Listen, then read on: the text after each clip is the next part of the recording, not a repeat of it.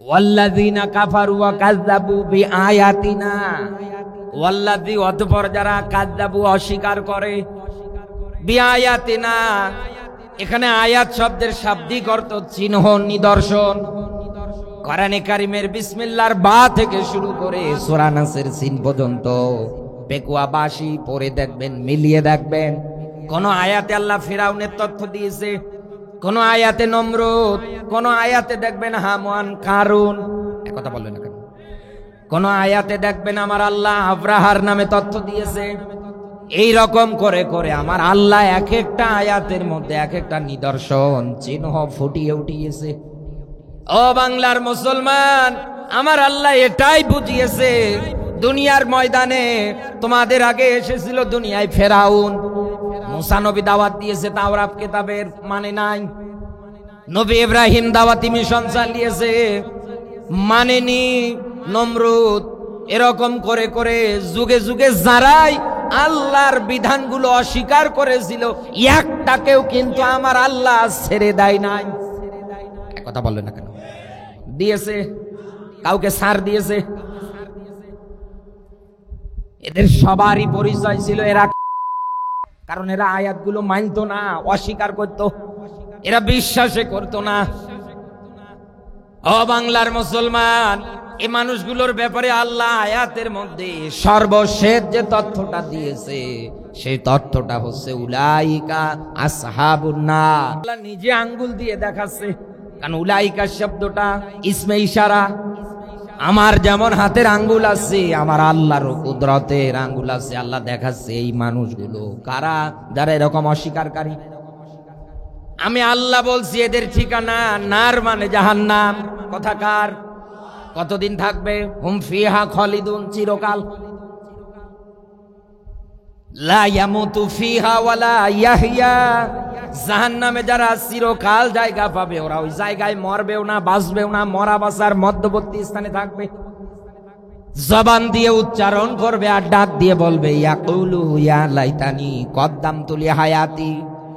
আল্লাহ, আমার জীবনের প্রতি আমার আক্ষেপ, 60 বছরের হায়াত আমি দুনিয়ায় পেয়েছিলাম, আমি উল্টা পাল্টা কাজে ব্যয় করেছি, যৌবনকাল পেয়েছিলাম, সম্পদাদি পেয়েছিলাম।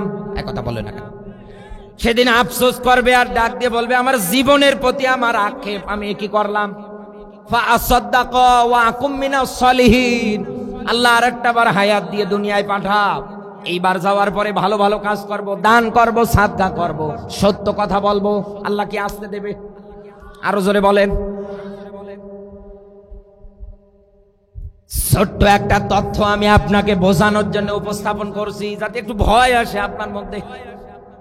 কারণ যুবকেরা, প্রবাসীরা মিলে, এলাকার মানুষ মিলে আয়োজনটার করেছে, প্রতি বছরই করে, যেন মানুষগুলো হেদায়েতের পথে আসে, মানুষগুলো যেন ভালো হয়, ইসলাম এবং এর নিয়ম নীতি দিয়ে যেন জীবনটা পার করে দেয়। এজন্যই তো যুবকরা খেয়ে না খেয়ে একাধারে কষ্ট করছে। ও পেকুয়ার মুসলমানেরা, এই যে মাথার উপরে যে সূর্য দেখতে পাচ্ছেন, বিজ্ঞানীরা গবেষণা করে জানিয়েছে এই সূর্য পৃথিবীর চাইতে 13 লক্ষ গুণ বড়। এই সূর্যের মধ্যে তাপমাত্রা আছে 1,40,00,000 ডিগ্রি সেলসিয়াস। দুনিয়ায় কোনো মানুষ যদি লোহা গলাতে চায়, সর্বোচ্চ 1500 ডিগ্রি তাপমাত্রা দিলে লোহাটা গলে পানি হয়ে যাবে। এই সূর্য থেকে আমাদের দেশের হিসাব অনুসারে আলো আসতে সময় লাগে 8 মিনিট, অথচ আলো 1 সেকেন্ডে যেতে পারে 1,86,000 মাইল। এই হিসাব অনুসারে আপনি এবার মেলান তো, কত দূর দূর থেকে সূর্য যখন সকালবেলা গ্রীষ্মকালে তার আলোক রশ্মিটা ছেড়ে দেয়, আমরা যারা কৃষক মানুষ আছি, মাঠে যারা কাজ করে খায়, এই মানুষগুলোর ক্ষেত্রে দেখবেন গায়ে যদি গেঞ্জি দিয়ে গায়ে দিয়ে যায় মাঠে কাজ করার জন্যে, আপনি তাকাবেন গেঞ্জি যেদিক দিয়ে গায়ে আছে ওই জায়গাটুকুন ভালো আছে, বদবাকি বাইরে দেখবেন কালো কালো দাগ দাগ মতো বোঝা যাচ্ছে, একটা আবরণ পরে যাচ্ছে। আমি তো একজন কৃষকের ছেলে, আমার বাবা তো একজন কৃষক মানুষ। ছোটবেলায় মা প্রায় আমার হাতে টিফিন বাটি উঠিয়ে দিতেন, বাবার জন্য মাঠে ভাত নিয়ে যেতাম। গ্রীষ্মকালের রোদে দেখতাম বাবার গেঞ্জি গায়ে যেদিক দিয়ে আছে ফর্সা মতো দেখা যায়, আর যেদিকে গেঞ্জি নেই কালো হয়ে গিয়েছে রোদের তাপে। এতটুকুনো ভয় কি আসে না? এত দূর থেকে সূর্য যখন তার তাপ দিতে শুরু করে, আলোক রশ্মি ছেড়ে দেয়, তাতেই যদি দুনিয়ায় আপনার এই হয় শরীরের মধ্যে, মরণের পরে জাহান্নামের আগুন দুনিয়ার আগুনের চাইতে 69 গুণ উত্তপ্ত তাপমাত্রা বেশি হবে। এই আগুন আপনি কেমনে সহ্য করবেন? আমার তো বুঝে আসে না। আমি তো গলা ফাটিয়ে চিল্লাচ্ছি এই জন্য আপনার মাঝে এই গরমে, নতুবা কি দরকার আমার চিল্লানোর? আল্লাহ বলেছেন কদ্দামাত লিগত ওয়াত্তাকুল্লাহ ইন্নাল্লাহা খাবীরুম বিমা তা'মালুন। সূরা হাশরের 18 নম্বর আয়াতের শেষের অংশে আছে, আল্লাহ তাআলা বলেন বান্দা আমাকে ভয় কর এবং আগামীকাল আখিরাতের জন্য কি জোগাড় করতেছি চিন্তা ভাবনা কর। এই চিন্তাই তো আজ আমাদের হয় না। এদেশের মানুষদের ভিতরে কোরআন শোনার পরে যতদিন না পর্যন্ত এই চিন্তাটা না আসবে, ততদিন এদেশের মানুষ চাঁদাবাজি, মানুষ হত্যা, টেন্ডারবাজি, মদ জুয়া থেকে ফিরে আসবে না। আজ আমাদের এই ভয় হয় না যে আমি মরবো, ফিরে যেতে হবে আমার। আর যুব সমাজ নষ্ট।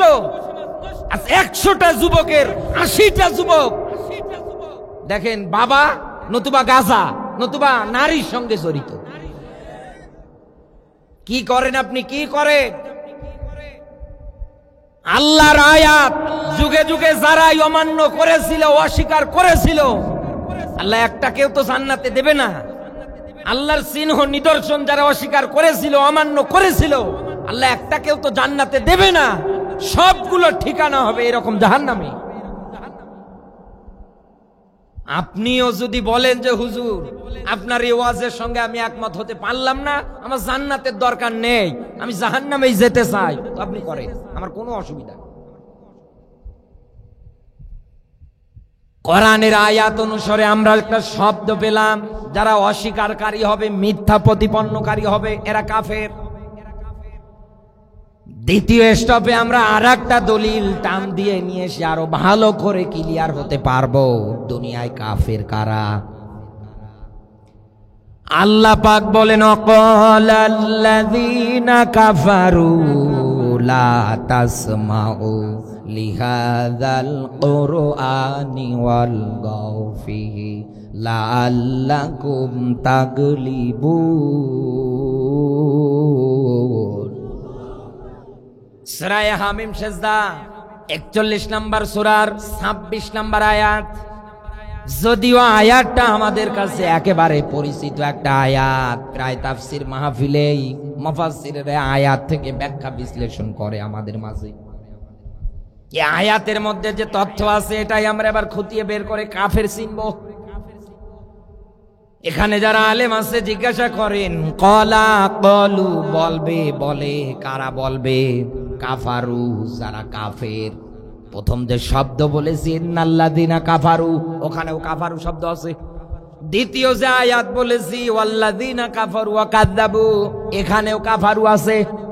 তৃতীয় যে শব্দ বলেছি অকালাল্লাযীনা কাফারু, এখানেও কাফারু আছে। আল্লাহ পাক বলেন নবী আপনি দেখবেন দুনিয়ায় যারা কাফের ওরা ওদের জবান দিয়ে বলবে লা তাসমাউ লিহাদাল কোরআন। এই জমিনের ময়দানে সব চলুক আব্দুল্লাহর বেটা মুহাম্মদের কণ্ঠ থেকে, আব্দুল্লাহর বেটা মুহাম্মদের ইসলামী আন্দোলনে জমিনে যেন না চলে। এই কারণেই তারা এটার বিরোধিতা করত, তারা প্রতিবাদ করত। ওই সময়ের যারা কাফের ছিল তাদের মুখ ছিল বাণী ছিল লাআল্লাকুম তাগলিবুন। এ সমাজে যদি তোমরা চেয়ার ধরে রাখতে চাও, তোমাদের নেতৃত্ব ধরে রাখতে চাও, এ সমাজে তোমাদের যদি জয়গান গুণগান এগুলো যদি বাড়াতে চাও, তাহলে মুহাম্মাদুর রাসূলুল্লাহ সাল্লাল্লাহু আলাইহি ওয়াসাল্লাম যেখানেই কোরআন বলবে ওই জায়গায় গিয়ে বাধা দাও, হট্টগোল বাজাও, মারামারি বাজাও। তাফসীর ইবনে কাসিরে এই আয়াতের ব্যাখ্যা বিশ্লেষণ নিয়ে আমি গবেষণা চালাতে লাগলাম। ইবনে কাসির ব্যাখ্যা দিয়েছেন কাফেরেরা বিশ্ব নবীর কোরআন শোনা থেকে মানুষদেরকে দূরে রাখার জন্য তার একনিষ্ঠে ঢোল তবলা গান বাজনা বাদ্যযন্ত্র বাজাতেন। সূরা লোকমানের 6 নম্বর আয়াতে আল্লাহ এটা একটা নিদর্শন জবাব দিয়েছে। আল্লাহ পাক বলেন অমিনান নাসি, নবী মানুষদের ভিতরে এমনও একদল মানুষ আছে যারা অনর্থক কথাবার্তা গান বাজনা এগুলো টাকা পয়সা দিয়ে ক্রয় করে, আর এগুলো তাদেরকে আল্লাহর পথ থেকে দূরে সরে নিয়ে যায়। আল্লাহ পাক বলেন ফাকাদ দাল্লা দালালাম বাঈদা, আমি আল্লাহ যদি কাউকে একবার পথহারা করে দেই, পথ ভ্রষ্ট করে দেই, পৃথিবীর কে আছে আর তোদের রাস্তা দেখাবে? আল্লাহ বাদ দিয়ে হেদায়েত দেওয়ার আর কেউ আছে? সবাই আওয়াজ দিয়ে বলেন। ওই আল্লাহ বলছে এই গান বাজনার মাধ্যমে যারা আমার পথ থেকে দূরে সরে যাও, আমি আল্লাহ বলছি একবার যদি তোমাদের আমি পথ হারা করে দেই, পথ ভ্রষ্ট করে দেই, পৃথিবীর কে আছে তোমাদের আর রাস্তা দেখাবে? এখানে এবার অনেক মানুষ এই পয়েন্টটায় ধরা খাবেন। মুরব্বী মানুষ, মুখে দাঁড়িয়েও থাকতে পারে আপনার। এখন নেই যদি আমি আপনার মোবাইল ফোন চেক করি, আপনার মোবাইলের মেমোরিতে আমি গান পাবোই। কথা বলে না কেন? পাবো না? পাবো না গান? যুবকদের না হয় বাদ দিলাম, মুরব্বী যারা আছে কিছু কিছু এক ওয়াক্ত নামাজও পড়ে না, সাত টলে যায়, সিনেমা হলের দিকে হা করে তাকিয়ে থাকে, বিড়ি একখান ধরিয়েছে, ইচ্ছা তারে টানছে আর ওনার নজর শাবনুরের দিকে। এক কথা বলে না কেন? কাফেররা তো এই গান বাজনা দিয়ে এটার মাধ্যমে মানুষদের কোরআন শোনা থেকে মনোযোগ নষ্ট করে তাদের দিকে ধাবিত করতে, সেই কাফেরদের কীর্তিকলাপ কার্যকলাপ আজ আপনি মুসলমান পরিচয় দিয়ে, নবীর উম্মত পরিচয় দিয়ে আপনার জীবনে নেন। আপনার তো লজ্জা থাকা দরকার। এদেশে কনসার্ট হচ্ছে, আপনি তাকিয়ে দেখেন আয়োজক কমিটি মুসলমানরা। এক কথা বলে না কেন? এমনকি এই বাংলাদেশে 5ই আগস্টের আগে এমনও জেলাগুলোতে আমি দেখেছি এদেশের জন্য যারা জীবন দিয়েছিল, শহীদ জব্বার, শফিক, বরকত, যারা জীবন দিয়েছিল, বীরশ্রেষ্ঠ হামিদুর রহমান, এরকম মানুষেরা যারা জীবন দিয়েছিল, 16ই ডিসেম্বর বিজয় দিবস যখন পালিত হতো, আমরা তাকাতাম, ওনারা ব্যানার তৈরি করত, শহীদদের রুহের আত্মার মাগফিরাত কামনায় সারা রাত ধরে কনসার্ট করত। আর সওয়াব তো ট্রাক দিয়ে আসবে। এজন্য বলছি বন্ধু, কাফেররা ব্যবহার করতো এগুলো মানুষদের কোরআন শোনা থেকে মনোযোগ হারিয়ে আল্লাহর পথ থেকে, ইসলামের পথ থেকে দূরে নিয়ে যাওয়ার জন্য। আর সেটা আপনি ঘরে ঘরে রেখেছেন। আপনার ছোট মেয়ে গান ছাড়া কিচ্ছু বোঝে না। এক কথা বলো না কেন? এই বাংলাদেশে এমনও মা বাবা আছে, আপনি মেলাবেন আমার কথাটা, একমত হতে বাধ্য হবেন।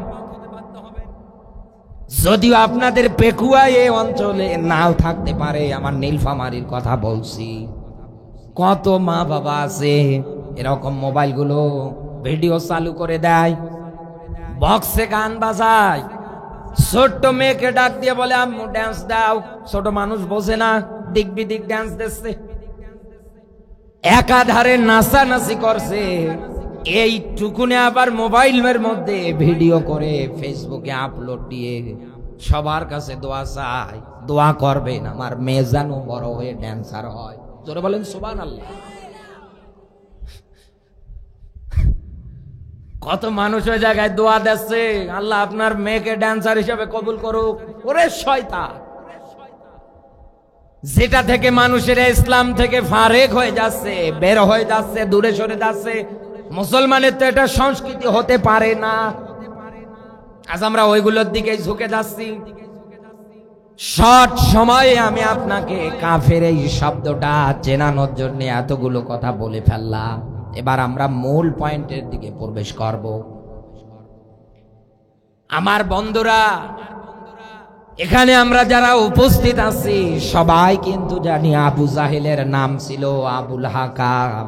আবু মানে পিতার, হাকাম মানে বুদ্ধির পিতা। শুধু ইসলাম আর কোরআন না মানার কারণে এই লোকটার নাম হয়ে গিয়েছে মূর্খের বাবা। আজও বাংলার ময়দানে কোরআন বাদ দিয়ে, ইসলাম বাদ দিয়ে বড় বড় ডক্টরেট আপনি ডিগ্রি অর্জন করতে পারেন, ডক্টর মোহাম্মদ শহীদুল্লাহর ভাষায় আপনি মূর্খ পণ্ডিত, আপনার এই জ্ঞানের কোনো দাম নেই, কোনো মূল্য নেই। আবু জাহেলের জীবনেও তাই ঘটেছে। শুধু কোরআন আর ইসলাম থেকে দূরে থাকার কারণে আমার আল্লাহ ওকে একেবারে পচিয়েছে। হজ যারা করতে গিয়েছিলেন তারা ভালো বলতে পারবেন, ওর বাড়িটা পর্যন্ত আজ হাজিদের জন্য ইন্টারন্যাশনাল টয়লেট। কথা বলে না কেন?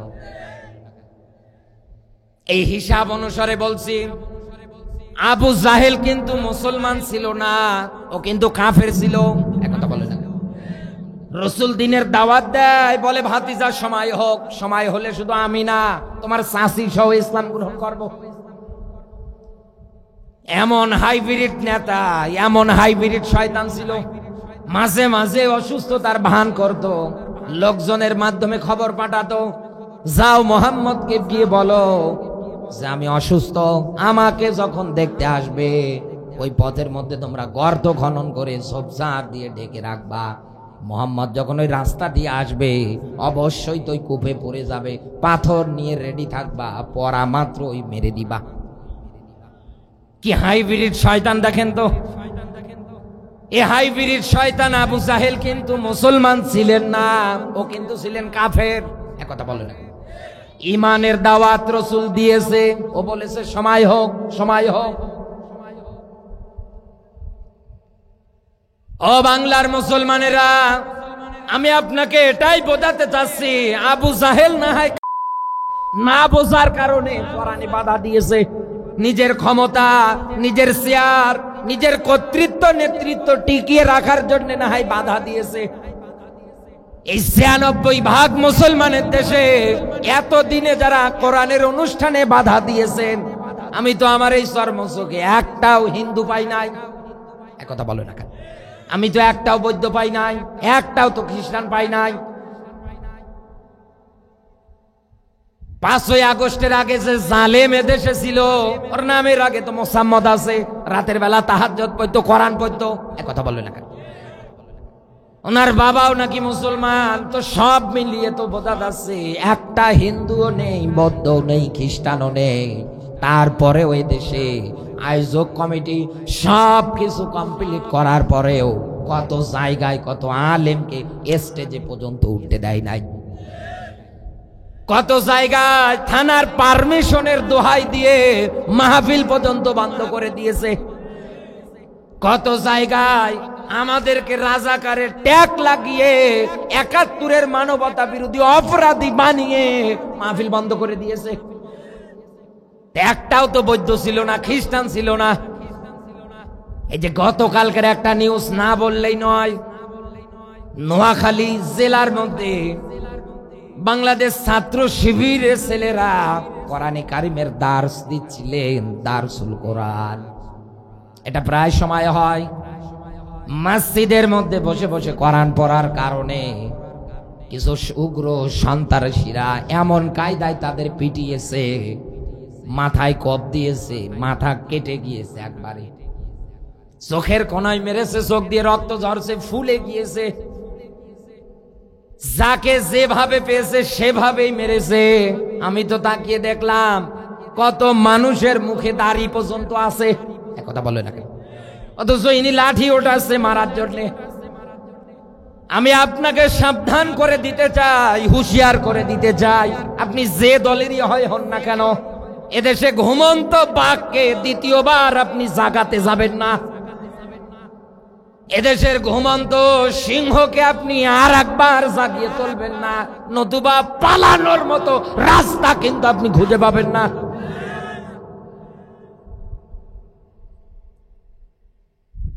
মা রান্না করছে, মেয়েকে ডাক দিয়ে বলছে, এই মেয়ে, রান্না হয়ে গেলে পরে তাড়াতাড়ি করে আগুন নিভিয়ে দিবা।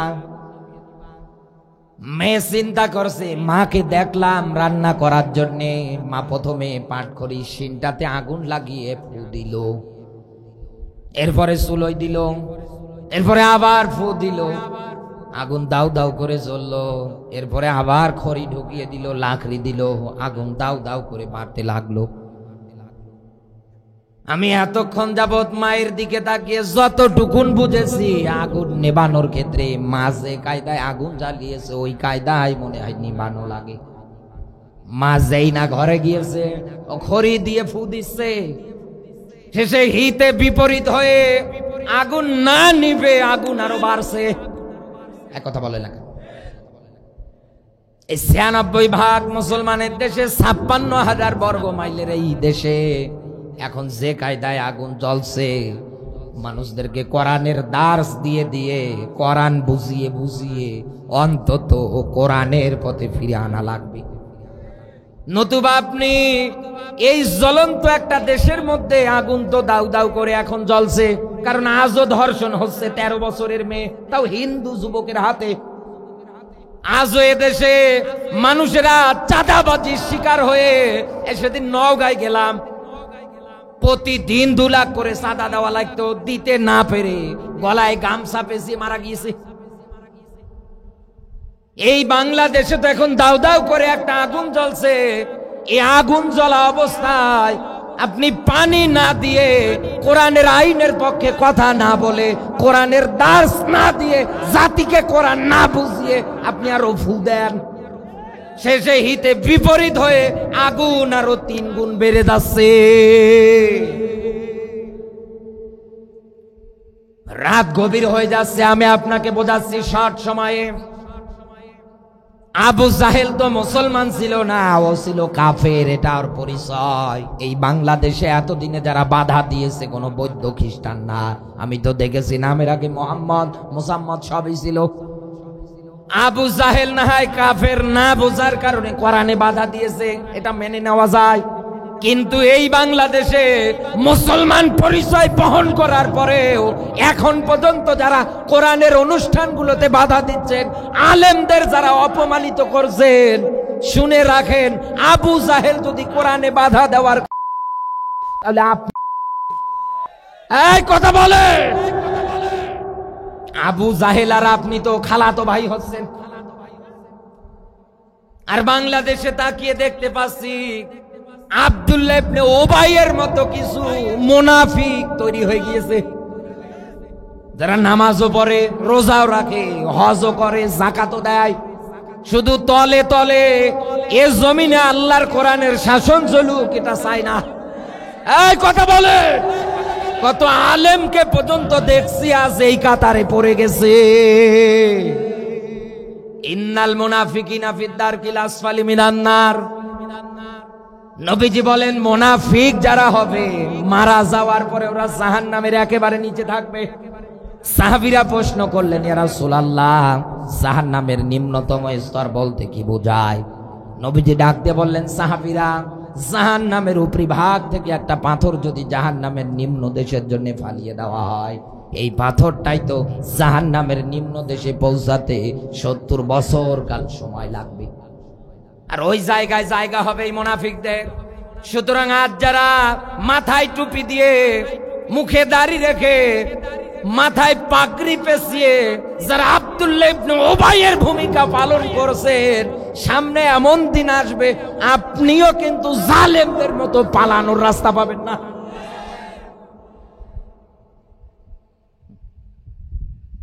দুইটা আয়াত থেকে আমরা 2 রকম ব্যাখ্যা পেলাম। প্রথম নাম্বার আয়াত কাফের চেনার ক্ষেত্রে যারা অস্বীকারী, মিথ্যা প্রতিপন্নকারী। দ্বিতীয় নাম্বার আয়াত সূরা হামিম সেজদার ২৬ নাম্বার। এখান থেকে যেটা তথ্য শিক্ষা আমরা পেলাম, এই দুনিয়ায় মুসলমানদের মধ্যে যারা কোরআনের অনুষ্ঠানে বাধা দেয়, কোরআন শোনার পরেও যারা রাগ করে, মন মানসিকতা উল্টো দিকে তৈরি করে, যারা রাজনীতি বলে হট্টগোল বাজিয়ে দেয়, এটাও কাফের। 3 নাম্বার কোয়ালিটি সূরা মাইদার ৪৭ নাম্বার আয়াতে আল্লাহ দিয়েছেন, ওয়ামাল্লাম ইয়াহকুম বিমা আনজালাল্লাহু ফাউলাইকা হুমুল কাফিরুন যালিমুন ফাসিকুন।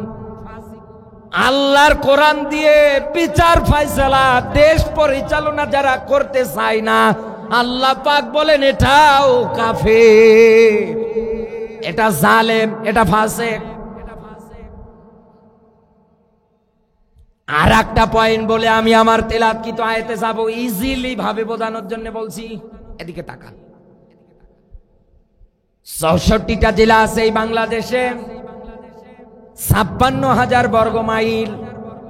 আমার নীলফামারী জেলা, এরপরে ঠাকুরগাঁ, এরপরে পঞ্চগড়, এরপরে বাংলাবান্ধা শেষ সীমানা। আমার রংপুর বিভাগ, গাইবান্ধা, কুড়িগ্রাম, ঠাকুরগাঁও, দিনাজপুর। লাল নীল রঙের 20টা গাই ঠাকুর পঞ্চকে দিল। এই প্যাটার্নটার মধ্যে আপনি রংপুর বিভাগের কয়টা জেলা বের করতে পারবেন? লালতে লালমনিরহাট, নীলতে নীলফামারী, ঠাকুরতে ঠাকুরগাঁও, পঞ্চতে পঞ্চগড়, দিলতে দিনাজপুর, গাই মানে গাইবান্ধা, কুড়ি মানে হচ্ছে কুড়িগ্রাম। এরকম আপনি এই শব্দটাই প্যাটার্নটার মধ্যেই পাবেন। এই পঞ্চগড় জেলায় যাবেন, যাওয়ার পরে তাকিয়ে দেখবেন একটা মানুষের পরিচয় আছে, গোলাম আহমদ কাদিয়ানী নামে। কথা বলে না কেন? ইনি বিশ্ব নবীকে শেষ নবী মানে না। সূরা আহজাবের 40 নম্বর আয়াতটা অস্বীকার করে, পুরোটা না। মা কানা মুহাম্মাদুন আবা আহাদিম মির রিজালিকুম, এতটুকুনো মানে। খাতামান নাবিয়িন, এই এতটুকুনি মানে না। খতামিম, আলেম দ্বারা জিজ্ঞাসা করেন খতম শব্দের অর্থ শেষ, সমাপ্তি। নবীজি জানিয়েছেন আমার পর পরে দুনিয়ায় আর কেউ নবী হবে না। নবুয়তের দরজা আল্লাহ বন্ধ করে দিয়েছে। আমার পরে দুনিয়ায় কোন মানুষ যদি নবী হতো, হযরত ওমর আল্লাহর নবী হয়ে যেতেন। নবী হওয়ার যত যোগ্যতা, যা অ্যাবিলিটি, আমার আল্লাহ ওমরকে দান করেছিলেন। অপেকুয়ার মুসলমানেরা কান খাড়া করে মেলান। এই আয়াতটাকে 3 ভাগ করেন। মা কানা মুহাম্মাদুন আবা আহাদিম মির রিজালিকুম, এতটুকুনো কাদিয়ানীরা মানে। শুধু খাতামান নাবিয়িন এই শেষের অংশটুকু না মানার কারণে যত আলেম ওলামা আছে সবাই ফতোয়া দেয় এরা কাফের, এরা কাফের। কথা বলে না কেন? এমনকি আপনারা দেখেছেন হয়তো নিউজে, দিন মোহাম্মদ, দিন ইসলাম ভাই জীবন পর্যন্ত বিলিয়েছে ওদের অত্যাচারে। ওরা প্রচুর ডেন্ডারাস ছিল যখন আওয়ামী লীগ ক্ষমতায় ছিল। একজন রেলমন্ত্রী ছিল আমাদের ওদিকের, সুজন, টাটকা শয়তান। রাতের বেলা সেনাবাহিনী দিত, ওদের শেল্টার পাহারা দিত। আর এটার বিরুদ্ধে যারা কথা বলতো, নবীর আশেক যারা ছিল, ও বিনা কারণে তাদের ঘর বাড়ি পর্যন্ত ভেঙে দিয়েছে। যারা আমার নবীরে মানতো না তাদেরকে পাহারার ব্যবস্থা করত। আর যারা আশেক রাসূল, নবীর মান উপরে ওঠানোর জন্য চেষ্টা চালায়, এ কাফেরদের সঙ্গে যারা প্রতিহত করে, বাধা দেয়, তাদেরকে রাতের বেলা ঘরে পর্যন্ত থাকতে দেয়নি। এই পঞ্চগড় জেলার যে কাদিয়ানীরা আছে, এরা কোরআনে কারীমের একটা আয়াতের 3 ভাগ করে অল্প একটু শব্দ না মানার কারণে আলেম ওলামার ফতোয়া অনুসারে কোরআনের ভাষা অনুযায়ী। আমার প্রশ্ন এবার আপনার কাছে, একটু ঠান্ডা মাথায় উত্তরটা দেবেন। কোরআনে কারীমের 6666টা আয়াতে কারিমা, কেউ আবার বলেছেন 6266টা আয়াতে 36টা আয়াতে কারিমা। মতান্তরে আমরা না হয় একটাই ধরলাম 6666টা আয়াতে কারিমা। কাদিয়ানীরা যদি শুধু একটা আয়াতের 3 ভাগ করে 1 ভাগ অস্বীকার করে, না মানে, এই জন্যই যদি ওরা কাফের হয়। এই বাংলাদেশে মুসলমান পরিচয় দেওয়ার পরেও বিসমিল্লাহর বা থেকে সূরা নাসের সিন পর্যন্ত একটা আয়াত যারা মানে না, এ তো কাফেরের দাদা দাদা। তা কার মাঝে কোরআন বলে আপনি হেদায়েতের আশা খোঁজেন? বলেন আমাকে। কারণ আমরা তো কোরআনের আয়াতগুলো মানতেই পারছি না। কোরআনের চিহ্ন নিদর্শন আমরা অস্বীকার করে বসে আছি। আল্লাহর ব্যাখ্যা আবারও বলছি, লা ইউমিনুন, নবী দাওয়াত দিলেই কি না দিলেই কি, সতর্ক করলেই কি আর না করলেই কি, দুইটাই তো সমান। এরা কোনদিন দুনিয়ায় ঈমান আনবে না। এই জন্যই তো আজ আমরা মায়ের খাচ্ছি, এই জন্যই তো জালেমরা আজ আমাদের উপরে একাধারে জুলুম নির্যাতন গুলো চালাচ্ছে। নতুবা মুসলমান সিংহের জাত, মুসলমান বিড়ালের জাত না। মুসলমানেরা আজ এই দুনিয়ার ময়দানে ঈমান না আনার কারণে, মুমিন না আনার কারণে সব জায়গায় লাঞ্ছিত আর অপমানিত হচ্ছে। বিরতি দেওয়ার পরে আবারও জুলুম নতুন করে ওরা চালাচ্ছে। ভারতে মুসলমানদের নির্যাতন করে, আমার বাংলাদেশে মুসলমানদের উপরে নির্যাতন করে। এরকম করে অনেক রাষ্ট্রে মিলিয়ে দেখেন, শুধু মুমিন না হওয়ার কারণে আজ আমরা রাষ্ট্র ক্ষমতা পর্যন্ত পাচ্ছি না। আল্লাহ বলেন ওয়ালা তাহিনু ওয়ালা তাহজানু, কোনো ভয় নেই, কোনো চিন্তা নেই, বিজয় তো তোমাদের। ইন কুনতুম মুমিনিন, যদি তোমরা মুমিন হতে পারো। এ কথা কার? আরো জোরে বলেন। এ ঘোষণা দিয়েছে কে? কিন্তু আজ আমরা তো ওই ক্যাটাগরি অব্দি যেতেই পারি না। এজন্য আমি বলছি, আমাদের নাম যেহেতু মুসলমান, আমাদের জাতির পিতা যেহেতু হযরত ইব্রাহিম আলাইহিস সালাতু ওয়াস সালাম রেখেছেন আমাদের মুসলমান পরিচয়, তাহলে আজকের পর থেকে কোরআনে কারিমের বিসমিল্লাহ সূরা নাসের সিন পর্যন্ত যা আল্লাহ ব্যাখ্যা দিয়েছে এগুলো আমরা 100 মানব। কারা কারা পারবো হাত ওঠান তো দেখি। লিল্লাহে তাকবীর, লিল্লাহে তাকবীর। আল কোরআনের আলো আল্লাহ কবুল করুক, বলেন আমিন। আরো জোরে বলেন আমিন। সামনে যেহেতু আমাদের একটা বিষয় আসতেছে, আমি একটা মাত্র কোরআনে কারিমের আয়াতের ব্যাখ্যা বলে তিলাওয়াতকৃত আয়াতের মধ্যে প্রবেশ করছি। আমরা কতটুকুন এটাতে আত্মসমর্পণ করতে পারবো, মানতে পারবো, যেহেতু এসেছি বলে যাই। আল্লাহ পাক বলেন আতিউল্লাহ ওয়া আতিউর রাসূল ওয়া উলিল আমরি মিনকুম, বলেন আল্লাহু আকবার। এখানে আলেম যারা আছে জিজ্ঞাসা করেন, আয়াতটা কিন্তু মানার নিয়তে শোনা লাগবে শতবার। পারবেন তো? পারবেন? হ্যাঁ, মনে থাকে যেন। মাঝখানে যে আবার বললেন না হুজুরে কেমন হয়ে গেল, বলবেন নাকি? আবার বললেন না যে হ্যাঁ হুজুর এ ওয়াজ ধরলেন আল্লাহ আপনার মরণ দেব, এ কথা বলবেন? এখানে আলেম যারা আছে জিজ্ঞাসা করেন, আতিউ শব্দটা আরবিতে ফেল, ইংরেজিতে ভার্ব, বাংলায় ক্রিয়া।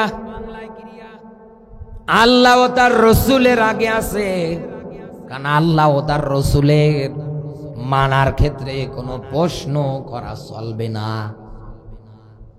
কোনো দ্বিধাদ্বন্দ্ব চলবে না। আল্লাহ ও তার রসুলের আদেশ 100 আপনাকে মানা লাগবে। ওমা আতাকুমুর রাসূল, রসুল যা আদেশ দেয় মেনে নাও, যেটা থেকে নিষেধাজ্ঞা দেয় ওটা থেকে দূরে থাকো। আমার আল্লাহ সূরা হাশরের 7 নম্বর আয়াতে এরকম ব্যাখ্যা দিয়েছে। তাহলে আল্লাহ ও তার রসুলকে মানা লাগবে বিনা প্রশ্ন, বিনা চিন্তা ভাবনা ছাড়া। তাদের নেতৃত্ব মানা লাগবে, আদেশ নিষেধগুলো মানা লাগবে। ও বাংলার মুসলমান, এখানে আর একটা শব্দ আমার আল্লাহ ব্যবহার করেছে, উলিল আমর। সমাজে যারা নেতৃত্ব দেবে, আল্লাহ ও তার রসুল ও তার সাহাবীরা তো এখন দুনিয়ায় নেই, এখন নেতৃত্ব দিচ্ছে উলিল আমর যারা, এরা। কথা বলে না কেন?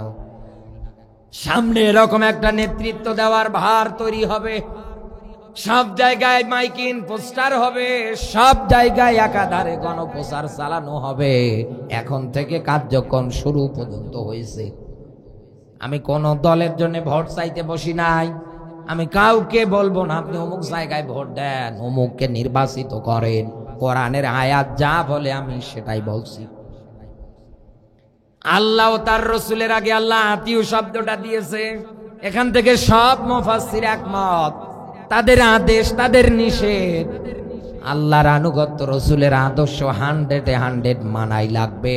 এটা মানতে গিয়ে কোনো প্রশ্ন, দ্বিধা দ্বন্দ্ব বিভক্ত পর্যন্ত হওয়া যাবে না। জমিনে তো এখন বিশ্ব নবী বেঁচে নেই, নবীর সাহাবীরা নেই, নেতৃত্ব দিচ্ছে তো এখন এদেশের উলিল আমর যারা এরা, আল্লাহ তাদের নামের আগে কিন্তু আতি ও শব্দটা দেয় নাই, দিয়েছে? কেন দিলেন না? এই জন্যই তো আল্লাহ কোরআনে কারিমে ব্যাখ্যা রেখেছে, আফালা ইয়াতাদাব্বারুনাল কোরআন, কি হলো তোমাদের, কেন তোমরা কোরআন নিয়ে গবেষণা করো না? আম আলা কুলুবিন আকফালুহা, নাকি অন্তঃকরণে তালা ধরেছে, মরিচা ধরেছে, জং ধরেছে? পৃথিবীতে কোন মানুষ যদি কোরআন নিয়ে 1 ঘন্টা শব্দ গবেষণায় কাটাতে পারে, 60 থেকে 70 বছর বেঁচে থাকবার মতো নাফল ইবাদতে সওয়াব আল্লাহ আমল নামায় দিয়ে দেয়। বিশ্বনবীর একজন সাহাবী, বুখারী মুসলিমের যৌথ হাদিস, উসাইদ ইবনে হুজাইর রাতের বেলা আল্লাহর কোরআন খুলে খুলে যখন তিলাওয়াত করছিলেন, পাশের ঘরে ঘোড়া ছিল লাফাদাফা করে, তিলাওয়াতটা বন্ধ করে দিয়ে ঘোড়ার ঘরে গিয়ে তাকিয়ে দেখছে ঘোড়া লাফেও না ঝাঁপেও না, চুপ করে দাঁড়িয়ে আছে। আবার কোরআন পড়ে, আবার একই দৃশ্য। এরকম কয়েকবার ওনার কাছে মনে হওয়ার পর পরে রাসূলের দরবারে গিয়ে ডাক দিয়ে বলছে, নবী এই এই ঘটনা। সর্বশেষ আমি দরজার সামনে যখন দাঁড়িয়ে আকাশের দিকে তাকিয়েছি, দেখছি অনেকগুলো নক্ষত্র রাজি আমার দরজা বরাবর মিটমিট মিটমিট করে আলো দিচ্ছে। নবীজি ডাক দিয়ে বললেন, ও সাগীর, তোমার দৃষ্টিতে এগুলো আকাশের তারকা রাজি ছিল, কিন্তু এগুলো আকাশের তারকা রাজি না। তুমি যখন কোরআন পড়তেছিলে, আল্লাহর এই ফেরেশতারা তোমার আমল নামায় নেকি লেখার জন্য প্রতিযোগিতা করতেছিল। আমরা ওই কোরআনের গবেষণাগারে এবার বসেছি, যতক্ষণ থাকবে সওয়াব দেবে কে? আরো জোরে বলেন, সম্মান মর্যাদা বাড়াবে কে?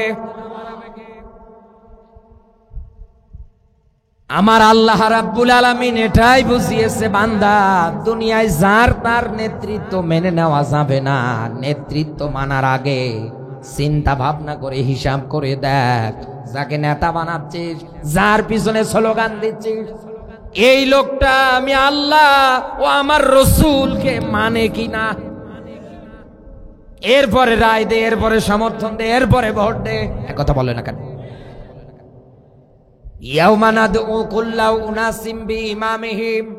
কিয়ামতে প্রত্যেকটা মানুষকে ডাকা হবে ওর নেতার সাথে।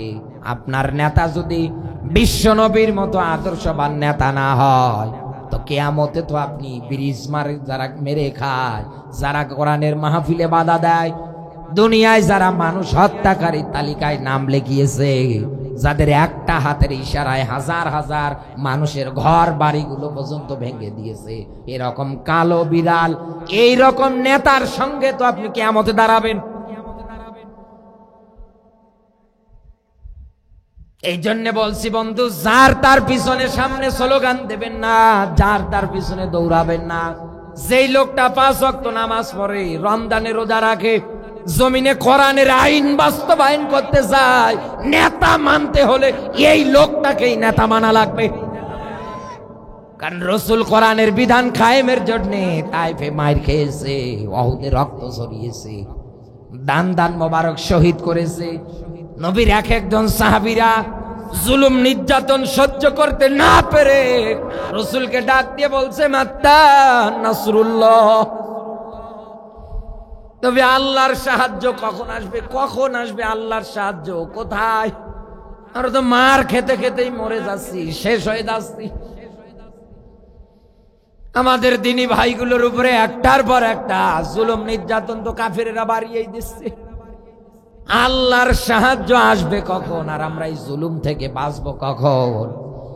নবীজি ডাক দিয়ে বলছেন, করিব, আল্লাহর সাহায্য একেবারে নিকটে। সুবহানাল্লাহ বলতে পারেন? নবীর সাহাবীরা মার খেয়েছে, নবী জুলুম নির্যাতন সহ্য করেছে, ওই রাসূলে কোরআন হাতে নিয়ে বলেছিলেন, খয়রুল কুরুনি করনি, আমার যুগটাই হচ্ছে সর্বশ্রেষ্ঠ যুগ। এজন্য আমরা এই আয়াত থেকে শিক্ষা নিয়ে মুসলমান শব্দের অর্থ যেহেতু আত্মসমর্পণ, স্যালেন্ডার, আগামীতে আমরা এই আকারে কোরআনের এবং ইসলামের কাছে স্যালেন্ডার করব। দুনিয়ায় যারা কোরআন দিয়ে দেশ পরিচালনা করতে চাইবে আমরা তাদের পক্ষে আছি, আমরা তাদের সঙ্গে আছি। সে যে দলের হয় হোক, এক কথা বলে না কেন, এটা আমার দেখার বিষয় না। আমার দেখার বিষয় উনি আল্লাহর রসুলকে মানে কিনা, আল্লাহ যা বলেছেন রসুল যা দেখিয়েছেন এই কাজগুলো ওনার মধ্যে আছে কিনা। যদি থাকে জীবন দিয়ে হলেও আমি তার সঙ্গে আছি, আর যদি না থাকে তাহলে তাকে স্যালুট। ভাই, দুনিয়ায় কারোর সাথে যদি বন্ধুত্ব হয় সেটা হবে আল্লাহর জন্য। আমি যদি কাউকে ঘৃণা করি, কারো উপরে যদি রাগও করি, সেটাও হবে আল্লাহর জন্য। আল্লাহ তাআলা আমাদেরকে এই আমলগুলো যেন বাস্তব জীবনে করবার তৌফিক দান করে, বলেন আমিন।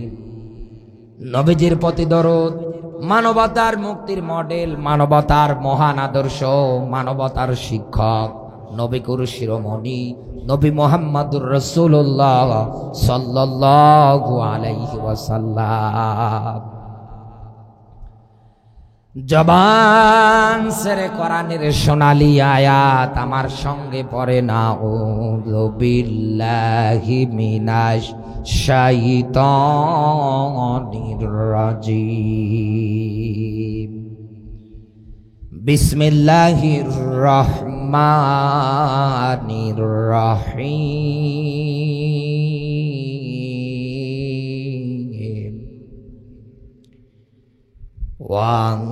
وانذر عشيرتك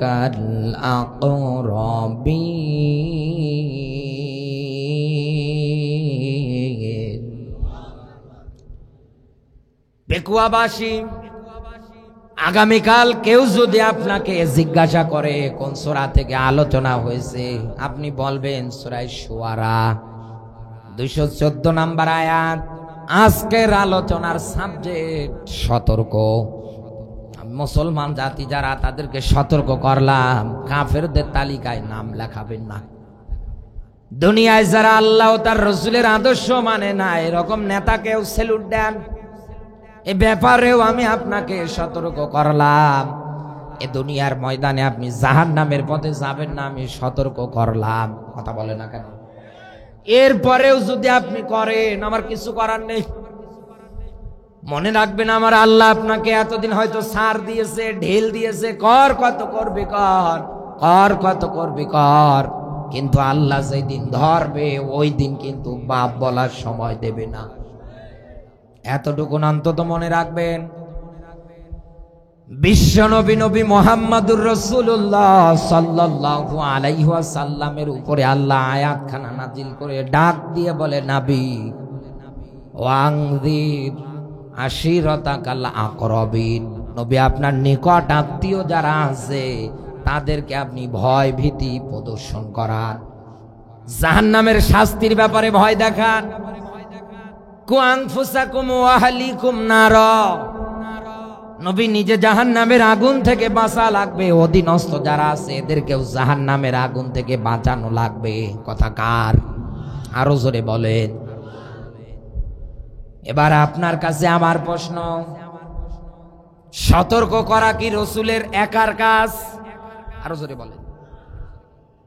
আল উলামা ওয়ারাসাতুল আম্বিয়া, নবীজি বলেন আমার পরে নায়েবে নবী তারা, দুনিয়ায় যারা আলেম, সতর্ক করা কি শুধু আলেমদের কাজ?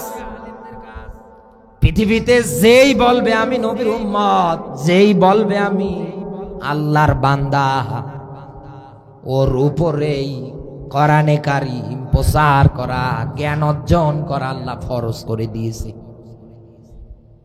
এজন্য পৃথিবীর সর্বপ্রথম ভাষা হচ্ছে ইকরা, পড়ো। আপনাকে পড়া লাগবে। পৃথিবীতে আপনি কোরআনে কারীম যদি পড়তে পারেন, জবান দিয়ে যদি বলেন আলিফ, সঙ্গে সঙ্গে আপনার আমলনামায় আমার আল্লাহ 10টা নেকি দিয়ে দেয়। আপনি পড়ার আগ্রহ করে আসেন, হোক না আপনার বয়স হয়েছে তো কি হয়েছে, আপনার দাঁত পড়েছে তো কি হয়েছে, আপনি কোরআনের ছাত্র হয়েও যদি মারা যান, রসুল জানিয়েছেন তালেবে ইলম যারা হয় এরা যদি মারা যায় আমার আল্লাহ বিনা বিচারে বিনা হিসাবে জান্নাত দিয়ে দেয়। তাও তো বলতে পারবেন আল্লাহ আমি কোরআনের ছাত্র ছিলাম, আমি কোরআন শিখতেছিলাম। নবীজি জানিয়েছেন কিয়ামতের ময়দানে দুইটা জিনিস আল্লাহর আদালতে সুপারিশ করবে, এক নম্বরে রমজানের রোজা, দুই নম্বরে কোরআনে কারীম। এজন্য আহ্বান করে গেলাম, যেহেতু আপনাকে পড়া লাগবে, পৃথিবীর সবার প্রথম ভাষা এটা, আপনি চালিয়ে যান স্টাডি। দোলনা থেকে কবর পর্যন্ত শিক্ষার প্রয়োজন আছে। আজ মুসলমান জাতি যদি কোরআন নিয়ে গবেষণাটার জীবন জিন্দেগিতে চালাতে পারত, এদেশে যদি আজ কোরআনের গবেষণাগার থাকতো, এদেশের অনেক মানুষ দুর্নীতি থেকে ফিরে আসতো, কারণ বাস্তব মজেদা দেখতে পেত। কিন্তু দুর্ভাগ্য, ৫৪ বছর স্বাধীনতার পার হয়ে যাচ্ছে, অথচ আমরা একটা কোরআনের গবেষণাগার আজ তৈরি করতে পারলাম না। বরং এই দেশে লালনের গবেষণাগার তৈরি হয়। এখন কুষ্টিয়ার দিকে তাকান, ওই রে মেলা, এমনও পাগল ছাগল গিয়েছে, গাজারে বলে সিদ্ধি, স্বয়ং আল্লাহ নাকি খেতে বলেছেন, এটা খেলে নাকি লাভ আছে। নাউজুবিল্লাহ বলতে পারেন? লালন কত মন গাঁজা খেয়েছে, প্রতি বছর এটা নিয়ে গবেষণা চালায় ওর ভক্তরা। অথচ ৯৬% মুসলমানের দেশে একটা কোরআনের গবেষণাগার আজ আমরা বানাতে পারলাম না। আল্লাহ পাক বলেন ইন্নাহু লাযিকরুল লাকা ওয়া লিকাওমিকা ওয়া সাওফা তুসআলুন। নবী নিশ্চয় আপনাকে এবং আপনার উম্মত যারা হবে, এবার প্রশ্ন জাতির কাছে, নবীর উম্মত কি ইহুদি খ্রিস্টান? এক কথা বলে না কেন? নবীর উম্মত কি হিন্দুরা, বৌদ্ধরা? নবীর উম্মত তো আমরা। আল্লাহ এটাই বলেছেন, নিশ্চয় নবী আপনাকে, আপনার উম্মত যারা হবে, কিয়ামতের আগ পর্যন্ত যেই জবান দিয়ে বলবে আমার রব আল্লাহ, আমার নবী বিশ্ব নবী মুহাম্মাদুর রাসূলুল্লাহ, আল্লাহ পাক বলেন যে এ ঘোষণা দেবে, কিয়ামতে আমি আল্লাহ জিজ্ঞাসা করব কোরআন মেনেছিলি কিনা বল। আমি আবারও বলছি, কোরআনের নাম এই জায়গায় আল্লাহ দিয়েছে জিকির। জিকির মানে কোরআন। আল্লাহ মানার ব্যাপারে জিজ্ঞাসা করবে। তো আপনি একটাও তো গবেষণাগার বানাতে পারলেন না, বানিয়েছেন তো লালনের গবেষণাগার। মনে মনে মানুষ গাঁজা খাচ্ছে ওই জায়গায়। আরে ভাই, এমন পরিবেশ, পুলিশ পাহারা দেয় আর এরা গাঁজা টানে। আমার জীবনের একটা ঘটনা আছে, এই লালন সেতু যেটা ভেড়ামারা কুষ্টিয়ায় একেবারে ঢোকার লাইন, ব্রিজের মধ্যে আমি টোল দেওয়ার পরে ব্রিজ পার হয়ে সামনে দেখছি পুলিশের চেকপোস্ট। পোস্টার বের করে দিলাম, সাধারণত ৫ই আগস্টের কত ঘটনা বলছি। মাথা থেকে রাতের বেলা টুপি খুলে গাড়িতে রেখে দিয়েছি, অন্য টুপি পরে বসে আছি, কানে ঠান্ডা লাগছে, ঠান্ডার যেন না লাগে এই জন্য অন্য টুপি ব্যবহার করছি। আমি জানি তো রাস্তায় র্যাব হোক, পুলিশ হোক, সেনাবাহিনী হোক, যে আটকা আমি পোস্টার দেই, নতুবা নিজের নাম বলি, অ্যাড্রেস বলি, পরিচয় বলি, ছেড়ে দেয়। ওই দিন পোস্টার দিলাম, ওরা হাতে নিয়ে এরকম করে সিপ মেরে ফেলে দিচ্ছে। চিন্তা করলাম ভেজাল আছে। আমারে বলছে নামেন, আমি বললাম আমি অমুক মাওলানা, গিয়েছিলাম পাবনায় ওয়াজ করে, এবার যাবো চুয়াডাঙ্গায়। এদিকে কেন? বলে এদিকে রাতে রেস্ট করে তারপরে দিনে দিনে বিকালে বিকালে চুয়াডাঙ্গায় যাব। আমারে বলছে নামেন। নামবো মানে? বললাম দেখেন আমি ক্লান্ত, যেতে পারবো না। বলে না, নামাই লাগবে আপনাকে। নামার পরে উনি আমার গাড়ির ব্যাগ ডালা থেকে শুরু করে আমার ব্যাগপত্র, বেডিং পত্র সব বের করছে আর কাপড় এলোমেলো করছে। আমার মনের মধ্যে ভয় হচ্ছে, আল্লাহ যদি একটু গাঁজা রেখে দিয়ে বলে এই তো পেলাম, আমার 14 গোষ্ঠী জেল খেটে মরবে। কারণ এদের তো বিশ্বাসও করা যায় না, কখন কি করে বসে থাকে টাকার জন্য। কথা বলে না কেন? আমি শুধু ইন্নানিল্লাহ পড়তেছি ওই জায়গায়, কখন কি জানি হয়। উনি আমার গাড়ির সব কিছু দেখার পর পরে বলছে, ভাই চলে যান, কোনো কিছু পাইনি। পেলেন না মানে কি খুঁজলেন? বলে গাঁজা খুঁজলাম। আমি ওনার দিকে অবাক দৃষ্টিতে তাকিয়ে বললাম, ভাই আমি কোরআনের তালকিন দেই, কোরআন প্রচার করি জাতির মাঝে। দিন শেষে আমি একজন আহলে মানুষ, আমাকে সম্মান করে, যুবকেরা আমার থেকে শিক্ষা নিতে পারে, আমার মুখস্থিত বাণীগুলো থেকে যুবকেরা ইসলামের পথে আসতে পারে। কথা বলে না কেন? আর আপনি আমাকে গাজার চালানি মনে করলেন, যে আমার গাড়িতে গাজা, এ তো শয়তানও বিশ্বাস করবে না। ওখানে উনি আমাকে প্রায় টানা 45 মিনিট 1 ঘন্টা হ্যারাসমেন্ট করেছে ওই জায়গায়। আমি অবাক হয়ে গিয়েছি ওনার কথা শোনার পরে। আর কতবার যে মনে মনে দোয়া করেছে, আল্লাহ এই ফিতনা থেকে তুমি আমারে বাঁচাও। আরে ভাই, আমরা হুজুর মানুষ দেখলে রাতের বেলা গাড়ি আটকে গাঁজা তালাশ করেন, অথচ কুষ্টিয়ার এখন লালনের মাজারে দেখেন পুলিশ পাহারা দেয় আর ওরা গাঁজা খায়। ওখানে কিছু বলতে পারেন না, যা বলে আমাদেরকে বলে।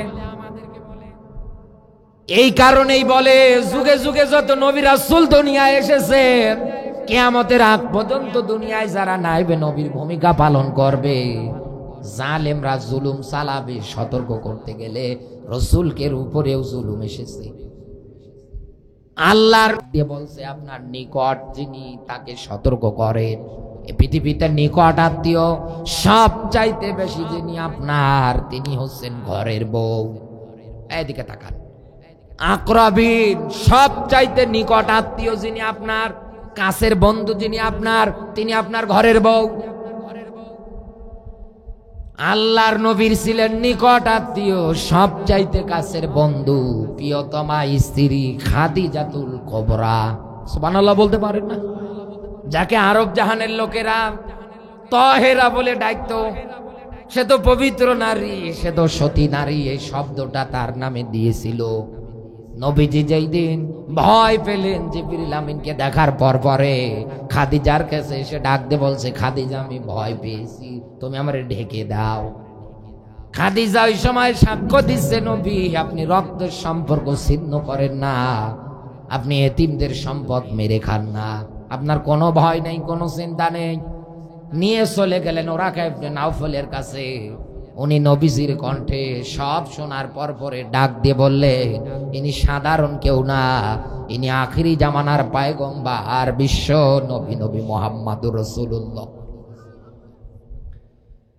উনি বড় আফসোস করতে লাগলেন আর ডাক দিয়ে বললেন, জানি না অত দিন পর্যন্ত আমি হায়াত পাবো কিনা, বেঁচে থাকবো কিনা। যদি থাকতাম জীবন দিয়ে হলেও তোমার পাশে থাকতাম, কারণ এমন একটা সময় আসবে তোমার জাতির লোকেরা, তোমার নিজের রক্তীয় মানুষেরা থাকবে একদিকে আর তুমি একাই থাকবে একদিকে। চতুর্দিকে তোমার শত্রু তৈরি হবে। রাস্তার মধ্যে কাঁটা পর্যন্ত রাসূলের বিছিয়ে দিতেন, পুঁতে রাখতেন, যে রাস্তা দিয়ে যেতেন ওই রাস্তায় এরকম করে কষ্টদায়ক বস্তু রেখে দিতেন। সেজদায় গেলে কাফেরেরা মরা উটের নারী ভরি এনে চাপিয়ে দিতে। ওরা কেমনে না ফলে কথাগুলোই বলছে, আমি যদি থাকতাম বেঁচে, জীবন দিয়ে হলেও আপনার পাশে থাকতাম। আমার তো মনে হয় অতদিন হায়াত নেই। এরপরে বিশ্বনবী আল্লাহর পক্ষ থেকে যখন মেসেজ মাত্রা পেলেন, নবীজি সবার প্রথম এসে নিজের প্রিয়তমা স্ত্রী খাদিজাতুল কুবরাকে ডাক দিয়ে বললেন, আমি আল্লাহর নবী, পরকালেমা লা ইলাহা ইল্লাল্লাহু মুহাম্মাদুর রাসূলুল্লাহ সাল্লাল্লাহু আলাইহি ওয়াসাল্লাম। নবীর স্ত্রী খাদিজা সাথে সাথে কালমা গ্রহণ করলেন। বাল্যকালের বন্ধু সাইয়্যিদনা আবু বকরের কাছে গিয়ে ডাক দিয়ে বললেন, আবু বকর আমি আল্লাহর নবী। ঈমান আনলেন। নিজের চাচাতো ভাই আলী ঈমান আনলেন। দিনের দাওয়াত এরকম করে আস্তে আস্তে ছড়িয়ে যেতে লাগলেন। আল্লাহর নবী, বিশ্ব নবী মুহাম্মাদুর রাসূলুল্লাহ এইবার জাতির লোকদেরকে সতর্ক করার জন্য, দ্বীনের দাওয়াত দেওয়ার জন্য সাফা পাহাড়ের পাদদেশে গিয়ে দাঁড়ালেন। জাতির লোকেরা রসুলকে পাহাড়ের পাদদেশে দাঁড়ানো দেখে এগিয়ে যাচ্ছে, কারণ আগেকার এটা মিডিয়া ছিল, মাধ্যম ছিল। এখন যদি আমি বিপদে পড়ি, আমার পরিবারকে এই বিপদের সংকেতটা দেওয়ার একটা মাধ্যম মোবাইল। কথা বলে না কেন? আর্থিক সমস্যা হোক আর যে কোনো সমস্যা হোক, আমার ফ্যামিলি, আমার পরিবার, আমার মা বাবা, আমার ভাই, ফোন করে বলবো অমুক জায়গায় এসেছি, এই বিপদ, আমারে বাঁচা। দেখা যাবে রাতের বেলায় রওনা দিয়ে ছুটে চলে আসবে। আগেকার জামানায় রসুলের সময়ে মানুষেরা বিপদে পড়লে পাহাড়ের চূড়ায় দাঁড়াতেন, লাল কাপড় উড়িয়ে দিতেন। রসুলও তাই করলেন। এক এক করে লোকজন জড়ো হতে লাগলেন। নিজের রক্তীয় চাচা আবু লাহাব এসে হাজির হয়ে গেলেন ওই জায়গায়। আল্লাহর নবী ডাক দিয়ে বললেন, আমি যদি তোমাদের বলি এই সাফা পাহাড়ের পাদদেশে একদল লোক অস্ত্র শস্ত্র নিয়ে তোমাদের উপরে অ্যাটাক, আক্রমণ করার জন্য রেডি হয়ে আছে, তোমরা কি বিশ্বাস করো আমার কথা?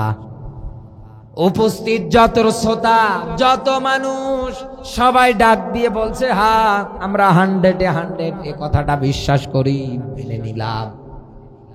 কারণ আপনি আপনার জবান দিয়ে মিথ্যা কথা বলেননি, আপনি আপনার জবান দিয়ে কোনোদিন 2 নাম্বারি করেননি। সুবহানাল্লাহ বলতে পারেন না? আল্লাহর নবী এইবার যখন বললেন, আমি আখিরি জামানার পয়গম্বর, বিশ্ব নবী, আমার আল্লাহ আমাকে রিসালাতের দায়িত্ব দিয়েছে, আমি সংবাদদাতা, বার্তাবাহক আল্লাহর পক্ষ থেকে। আমি জাতির লোকদেরকে মেসেজ দিচ্ছি জাহান্নামের ব্যাপারে, ভয় ভীতি প্রদর্শন করাচ্ছি, তোমরা ঈমান আনো আল্লাহর উপরে, রসুলের উপরে, জান্নাত জাহান্নাম পরকাল যা কিছু আছে এভরিথিং অল, না দেখা জিনিসের প্রতি, অদৃশ্য জিনিসের প্রতি তোমরা ঈমান আনো। রসুল যখন এই কথা জবান দিয়ে বলেছে, সিরাত ইবনে হিশাম, সিরাত বিশ্বকোষ আর রাহিকুল মাকতুম, সূরা লাহাবের তাফসীর, আমি যতগুলো পয়েন্ট আপনাকে এযাবত বলেছি রসুলের জীবন অনুসারে মিলিয়ে দেখবেন, এই কিতাবগুলোর মধ্যে ব্যাখ্যা এভাবে এসেছে। রসুলের মুখে বাণী বক্তব্য শোনার পরে রসুলের চাচা আবু লাহাব প্রথম নাম্বার কমেন্ট করলেন, ভাতিজা তোমার উপরে আমার লানত, তোমার উপরে আমার অভিশাপ, তুমি গিয়ে কথাটা বলার জন্যই আমাদের ডেকেছো। এতটুকুন বলেও যখন আবু লাহাবের রাগ কমে নাই, হাতের মধ্যে পাথর উঠিয়ে রসুলের দিকে ছুঁড়ে মেরেছে। আমার আল্লাহ বরদাস্ত করলেন না। এখান থেকে কিয়ামতের আগ পর্যন্ত সব কাফেরদের শিক্ষা নেওয়া দরকার। আবু লাহাবের ক্যারেক্টার যারা লালন পালন করে, আজও নাইবে নবীদের গায়ে হাত ওঠান, আজও হাফেজের কোরআনদের যারা অপমান করেন, আজও টুপি দাড়িওয়ালা দেখলে যারা বাজে কমেন্ট করেন, আমি আপনাকে বলছি আবু লাহাবের জীবনী থেকে শিক্ষা নেন।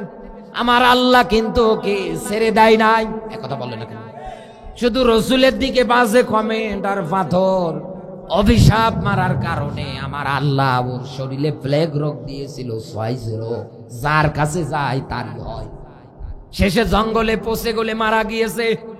এই জন্যই তো কোরআন বলছে, ফামাহিলিল কাফিরিনা আমহিলহুম রুয়াইদা, নবী কাফের যারা আছে আমি আল্লাহ এদের অবকাশ দেই, সার দেই, ঢিল দেই, কর কত করবি কর, কিন্তু আমি আল্লাহ যেদিন ধরি এদের বাপ বলার সময় দেই না। এজন্য সতর্ক হ, সাবধান হয়ে যা। কোন পথে আপনি হাঁটা দিচ্ছে? আপনার মা মারা গেলে হুজুর লাগে, আপনার বাবা মারা গেলে হুজুর লাগে, আপনার জানাজায় হুজুর লাগে, এক কথা বলে না কেন? বাড়িতে মিলাদ দিলে হুজুর লাগে, আর আপনি সেই হুজুরদের নিয়ে বাজে কমেন্ট করেন। সামনে এমন দিন আসবে, লক্ষ্য করে দেখবেন, জালেমের বাচ্চারা মারা যাওয়ার পরে পড়ে থাকবে, জানাজা দেওয়ার মতো কোনো লোক থাকবে না, শুধু তাদের এই বাজে কমেন্টের জন্য। কোন মৌলবি ওদের জানাজা পড়াতে রাজি হবে না। কার জানাজা পড়াবো? রসুল আব্দুল্লাহ ইবনে উবাইয়ের জানাজা নিয়ে দাঁড়িয়েছিলেন, নিজের গায়ে জুব্বা পর্যন্ত দিয়েছিলেন। সূরা তাওবার 80-84 দুইটা আয়াত, আল্লাহ নাজিল করেছেন। নবী কার জানাজা নিয়ে দাঁড়িয়েছেন, কার কবরের পাশে দাঁড়াচ্ছেন, কার জন্য 70 বার 71 বারের অধিক দোয়া করতে চাচ্ছেন? আপনি কি জানেন না এই লোকটা মুনাফিক হয়ে মরেছে? এই লোকটার রাজনৈতিক নেতা ছিল আবু লাহাবের উত্তরসূরি, আবু জাহেলের মতো মানুষেরা। আর আপনি এর জানাজা নিয়ে, এর লাশ নিয়ে দাঁড়িয়েছে। নবী আমি আল্লাহ বলছি, কিয়ামতের আগ পর্যন্ত এরকম ক্যাটাগরির মানুষ দুনিয়ায় যতই মারা যাবে, আপনার জন্য জানাজা পড়া, দোয়া করা জায়েজ নেই, জায়েজ নেই। নবীজির উপরে যদি জায়েজ না থাকে, নবীজির জন্য যদি আল্লাহ এ ব্যাখ্যা দেয়, যার দোয়া করা লাগতো না, হাত উঠালেই মনে আনলেই আল্লাহ দোয়া কবুল করতে, এক কথা বলে না কেন? তার ব্যাপারে যদি এই ব্যাখ্যা হয়, আপনি কি রসুলের চাইতে বড় হুজুর? নবীর চাইতে বড় হুজুর? তা আপনি দেখতে পাচ্ছেন ইসলামের বিরুদ্ধে, কোরআনের বিরুদ্ধে থেকে লোকটা মারা গেল টেরা বেকা হালে। কত কায়দায় বলা হলো সোজা হয়ে চল, সোজা হয়ে চল, চললো না। ওই সাপ আর ব্যাং দুইজনের মাঝে বন্ধুত্ব যাচ্ছে, গল্প করতে করতে ব্যাং ডাক দিয়ে বলছে, বন্ধু সাপ তোর জাতিগত স্বভাব বর্জন কর। কি বলে? যে আঁকা বাঁকা হয়ে চলিস, ভাল লাগে না আমার, তুই আর আসবি না আমার কাছে। বলছে আরে ভাই রাগ করিস কেন, এ তো আমার জাতিগত স্বভাব, আমার বাপ দাদা সবাই ক্যাটাগরিতে চলে। সাপ এবার বলছে শুধু আমার দিকে না তাকিয়ে নিজের দিকেও দেখ, তুইও তো বেটা মাটি দিয়ে যেতে পারিস না সমতল ভাবে, তুই লাফিয়ে লাফিয়ে চলিস। সাপের কথা শোনার পরে ব্যাং বলছে, বন্ধু এটা আমার জাতিগত স্বভাব। বলছে তোরও জাতিগত স্বভাব, আমারও জাতিগত স্বভাব। এই দ্বন্দ্বে দুইজনের মাঝে ঝগড়া বেজেছে। সাপের মেজাজ গরম, বলছে তোকে আজ দুনিয়ায় বাঁচিয়ে রাখবো না। ব্যাংকে ধরার জন্য পিছনে তাড়া করছে, ব্যাং লাফিয়ে লাফিয়ে আত্মরক্ষার জন্য, নিজেকে বাঁচার জন্য, সেভ করার জন্য একটা পুকুর পুষ্কনিতে লাফ দিস। সাপ পুকুর পাড়ে গিয়ে পুষ্কনির পাড়ে দাঁড়িয়ে ফো ফো করে আওয়াজ দিচ্ছে, কখন উঠবি? যখনই উঠবি তোকে শেষ করে ফেলবো। পাশ দিয়ে যাচ্ছে রাখাল, তাকিয়ে দেখছে সাপ ফানা তুলে ফো ফো করছে। একেবারে গরু চড়ানো লাঠি দিয়ে রাখাল আস্তা পিটান পিটিয়ে সাপকে সোজা করে রেখে দিয়েছে। ব্যাং পানির থেকে ওঠার পরে বলছে, বন্ধু তোমারে কত করে বললাম সোজা হয়ে চলো, তুমি তো বললে জাতিগত স্বভাব, মারা যাওয়ার পরে তো ঠিকই সোজা হয়ে গেলে। ঠিক তেমনি আঁকা বাঁকা পথে আছেন আপনি, থাকেন। আবু জাহেলের রাজনীতি করেন, করে আবু লাহাবের ভূমিকা রাখতে চান, রাখে। তবে মারা যাওয়ার পরে কিন্তু ঠিকই আপনাকে আলেমরা, হুজুরেরা টান দিয়ে সোজা করবে। ওই দিন সোজা হয়ে সার আনারও লাভ নেই, মূল্য নেই। কথা বলে না কেন? আছে নাকি? আছে নাকি? আমার বন্ধুরা খেয়াল করবেন, আল্লাহর নবী আমার সতর্ক করতে গিয়ে আবু লাহাব প্রথম নাম্বার বললেন, ভাতিজা তোমার উপরে অভিশাপ, তোমার উপরে লানত। এরপরে পাথর মেরেছি। কেউ বলেছে পাথর রসুলকে লেগেছিল, কেউ বলে লাগে নাই। আমার আল্লাহ তো বরদাস্ত করলেন না। কোরআনে কারিমের 114টা সূরার মধ্যে আবু লাহাবের নাম ধরে আমার আল্লাহ একটা সূরা নাজিল করে দিয়েছে। আবু জাহেলের নামে কোরআনে সূরা আসে নাই, একথা বলে না। ওয়ালিদ ইবনে মুগিরার নামে কোরআনে সূরা আসে নাই। নবীর সাহাবীদের ভিতরে যারা ঈমান এনেছে তাদের ভিতরেও কোরআনে কারো নাম আসে নাই, শুধু একজন আর এসেছে, হযরতে যায়েদ। এখানে আলেমদার আছে, জিজ্ঞাসা করেন। আর কাফেরদের ক্ষেত্রে নাম এসেছে বিশ্ব নবীর আপন চাচা আবু লাহাবের। আল্লাহ প্রথম শব্দ ব্যবহার করেছে তাব্বাত ইয়াদা, ধ্বংস হোক আবু লাহাব, ওর দুই হাত, ওর স্ত্রী সন্তান, ধন সম্পদ, টাকা পয়সা ওর কোনো কাজে আসবে না। আমি আল্লাহ ওকে প্রবেশ করাবো জাহান্নামের লেলিহীন অগ্নিশিখায়। শুধু রসুলের দিকে অভিশাপ আর পাথর মারাই যদি তার অপরাধ হয়, দিনের পথে ফিরে না আসা যদি তার অপরাধ হয়, ও বাংলার মুসলমান, আজ হয়তো ভাবছেন আমার 100 বিঘা সম্পত্তি, আমার এতগুলো লবণের চাষ আসে, কোটি কোটি টাকা ব্যাংক ব্যালেন্স, আমার সন্তানাদি আমার অনেক, আমার বউটা অনেক সুন্দরী, উম্মে সামিলের মতো, একেবারে সেই রূপবতী গুণবতী। ইসলাম আর কোরআনের পক্ষে থেকে যদি জীবনটা আপনি পার করতে না পারেন, এ সন্তান, এ বউ, এ ধন সম্পদ কোনোটাই আপনাকে বাঁচাতে পারবে না। সূরা আবাসার ব্যাখ্যায় আল্লাহ তথ্য দিয়েছে, ইয়াউমা ইয়াফিরুল মারউ মিন আখি ওয়া উম্মিহি ওয়া আবি ওয়া সাহিবাতি ওয়া বানি ইলাল আখিরি আয়াত। আল্লাহ পাক বলেন, কিয়ামতের ময়দানে মানুষ যত আপনজনকে দেখবে তত পালাবে। বিপদ থেকে বাঁচার জন্য প্রথম নাম্বারে যাবে ভাইয়ের কাছে, ডাক দিয়ে বলবে, ভাই তুমি আমারে বাঁচাও। দুনিয়ায় যেমন আমারে বাঁচিয়েছিলে, বিপদে পড়ার পরে সবার আগে ঝাঁপিয়ে গিয়েছো, আমার গায়ে কেউ যদি হাত দিয়েছো, তুমি প্রতিবাদ প্রোটেস্ট করেছো, আজকে এগিয়ে যাও, আমি বিপদে। একটা মাত্র নেকির কারণে আমার জাহান্নামী বলে ঘোষণা হচ্ছে, একটা নেকি দাও। ওই দিন ভাই ডাক দিয়ে বলবে, তোরে আমি চিনি না, কে তুই? আমি তো তোর তো চিনি না, দুনিয়ায় তো আমার কোনো ভাই ছিল না। যাবেন এবার মায়ের কাছে, মাকে বলবেন, মা 10 মাস 10 দিন গর্ভে ধারণ করেছো, দুগ্ধ পান করিয়েছো আমাদের অনেক দিন। ও মা, এত কষ্ট সহ্য করেছো, ডেলিভারির সময়ে তরমুজের মতো করে পেটের মধ্যে বহন করেছো, বারবার হাঁটু দিয়ে পা দিয়ে লাথিগুতো দিয়েছি। ও মা, বিরক্ত হও নাই? আজকে একটা মাত্র নেকির অভাব, আমারে দাও, আমি জান্নাতে চলে যেতে পারবো, নতুবা জাহান্নাম আমার জন্য অপেক্ষা করছে। ওই দিন মায়ের জবাব হবে, দুনিয়ায় তো আমার বিয়েই হয় নাই, সন্তান আসবে কোত্থেকে? আমার মাটা ওই একই কথা বলবে, আপনার মাও একই কথা বলবে। তাহলে কিসের অহংকার, কিসের বড়াই? কার নিয়ে করেন, কার নিয়ে দেখান? এ চেয়ার নিয়ে যদি অহংকার করেন, এটাও তো স্থায়ী না। একথা বলেন, একটা মাত্র চেয়ার স্থায়ী, ওয়াসিয়া কুরসি, সেই চেয়ারটা কার? তিনি আসে থাকবে, কেউ নামাতে কোনোদিন পারবে না। আমি এখন চেয়ারে বসা অবস্থায় আমি যদি মনে করি সারা রাত থাকবো, আপনারা থাকবেন? একথা বললেন না কেন? আলা আতা আলাল ইনসানি হিনুম মিনাদ দাহারি, এ বান্দা কি নিয়ে অহংকার করো, কি নিয়ে মশান দেখাও? তুমি তো উল্লেখ করার মতো কোনো বস্তুই ছিলে না।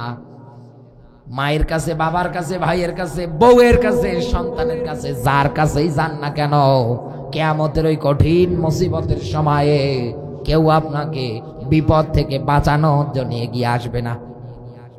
এ কথাগুলো আমি বলতাম না, বলার পিছনে কারণ আছে। কারণ আবু লাহাব গর্ব করত সন্তানদের নিয়ে, উম্মে জামিল ধন সম্পদ নিয়ে। এক কথা বলে না কেন?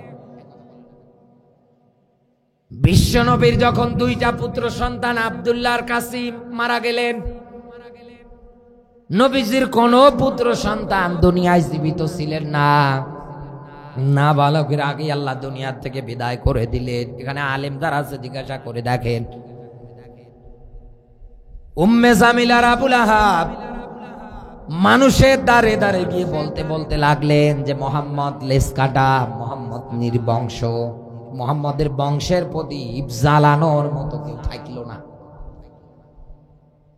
নবীজি আমার মন খারাপ করে ফেললেন, একেই তো সন্তান দুটো হারিয়ে ফেললেন, দ্বিতীয়ত আবার বাইরের মানুষ যদি কষ্ট দেয়, অন্তরে অতটা কষ্ট লাগে না।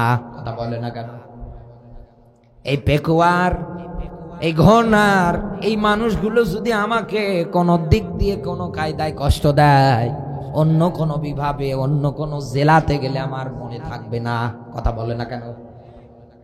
কিন্তু আমার ঘরের লোক, পরিবারের লোক, আমার আত্মীয় স্বজনদের মধ্যে কেউ যদি আমাকে কষ্ট দেয় রক্তীয় সম্পর্কের ক্ষেত্রে, এটা কিন্তু আমার মরার আগ পর্যন্ত মনে থাকবে।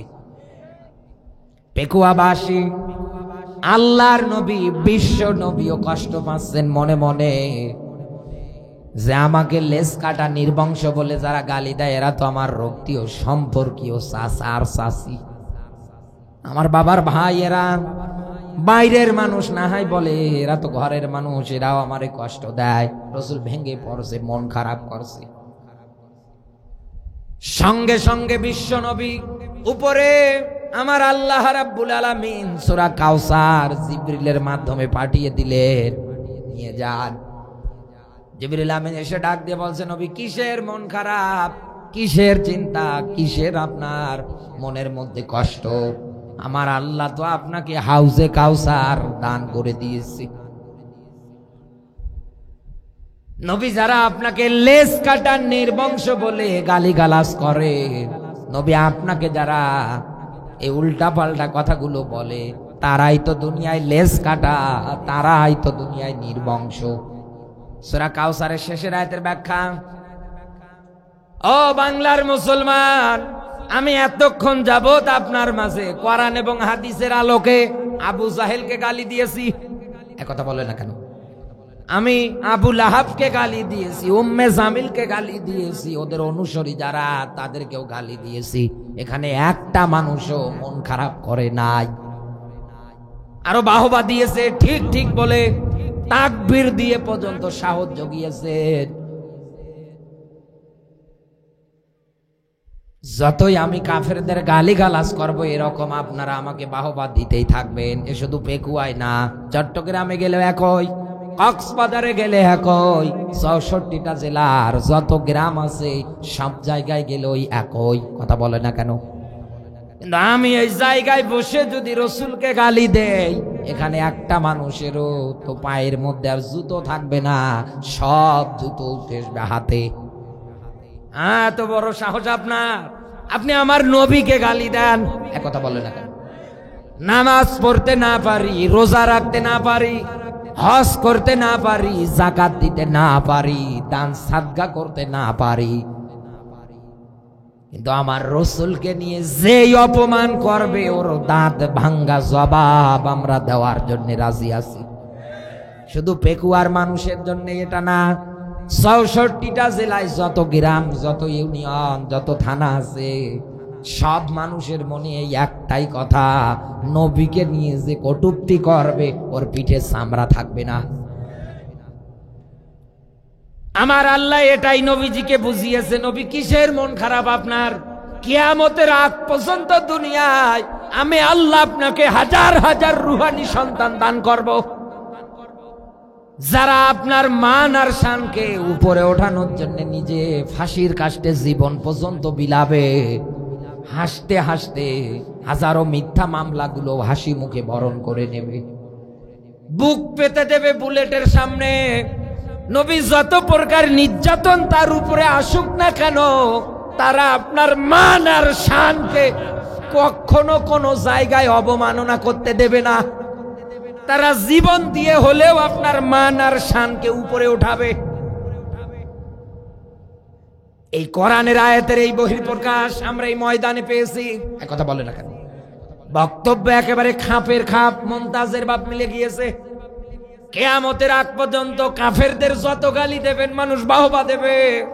আল্লাহ এটাই বুঝিয়েছে, ও নবী, কাফেরদের আমি আল্লাহ এমন ভাবে পচিয়ে দেব, কাফেরদের আমি আল্লাহ এমন ভাবে দুনিয়ায় কালার করব, ইতিহাসে এদের নাম যেই শুনবে ওই গালি দেবে। বিশ্ব নবী আমার নিজের মেয়ে ফাতেমাতুজ জোহরাকে ডাক দিয়ে বলছে, মা, মরণের পরে বাঁচতে চাইলে ঈমান আর আমল মজবুত করো। ইন্নাল্লাযীনা আমানু ওয়া আমিলুস সলিহাত, মা, ঈমান আনার পরে ভালো কাজ করো। এ কাজ যদি করতে পারো, আমার আল্লাহ তোমাকে জান্নাতুল ফেরদাউসের মেহমান বানাবে। সুবহানাল্লাহ বলতে পারেন? এখানে বাবা যারা আছেন, এই ওয়াজ বাড়ি নিয়ে গিয়ে মেয়েকে সতর্ক করেন। এখানে যারা স্বামী বসে আছেন, হুন্না লিবাসুল লাকুম ওয়া আনতুম লিবাসুল লাহুন্না, স্বামী আর স্ত্রী একে অপরের পোশাক পরিচ্ছেদ। ওয়াশিরুহুন্না বিল মারুফ, স্ত্রীদের সঙ্গে ভালো আচরণ করা লাগবে, সৎ আচরণ করা লাগবে। কথা বলে না কেন? আপনি ওয়াজগুলো বাড়ি নিয়ে যান, যাওয়ার পর পরে ঘরের বউ থেকে শুরু করে মেয়ে থেকে শুরু করে সবার মাঝে যখন সতর্ক আপনি করতে পারবেন, এই দুনিয়াটা, আপনার পরিবারটা মিনি জান্নাতের বাগান হয়ে যাবে।